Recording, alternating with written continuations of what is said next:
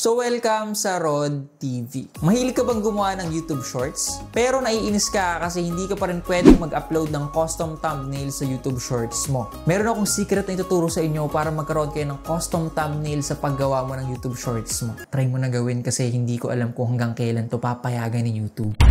First is gumawa ka muna ng eye-catching thumbnail. Dapat ang resolution nito ay 1080 by 1920. Pwede kang gumamit ng kahit anong app or editor, pero sa akin gagamitin ko po yung Canva kasi mas madadalian ako. Make sure na pag gumawa kayo ng thumbnail, yung pinaka-clickable na. Kasi once na nagawa mo na to, hindi mo na to pwedeng palitan.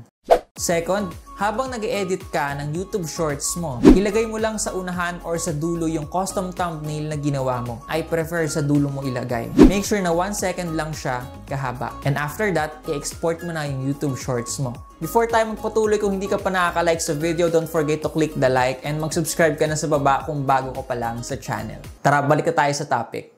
Pangatlo, i-upload mo na ito sa YouTube. Habang ina-upload mo, itap mo itong pencil icon sa taas, then i-drag mo lang siya sa dulo kasi nandito yung custom thumbnail natin. Then select Done. Lagay mo na lang syempre yung mga details mo sa video and bahala ka na dyan. And make it unlisted muna. Pang-apat, open your YouTube Studio sa desktop. Pumunta ka sa video details ng shorts na ina-upload mo, go to editor, and go to trim and cut. Now, i-cut mo lang yung part na linagay mo yung thumbnail mo sa dulo.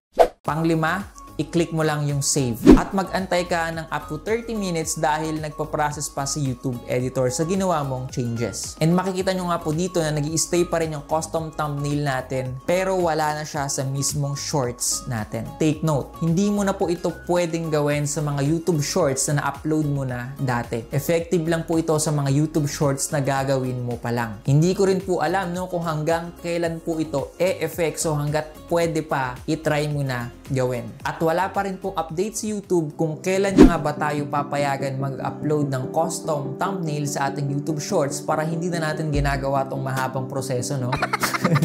Kasi yes, mahaba yung process kung paano gawin, medyo matrabaho, pero malay mo, yan pala ang susi para mag-trending or para dumami ang views ng YouTube Shorts mo. So ikaw, anong masasabi mo sa video natin ngayon? I-comment mo sa baba yung opinion mo or yung realization mo or yung masasabi mo and babasahin ko po yan. This is Rod TV. Thanks for watching and peace out.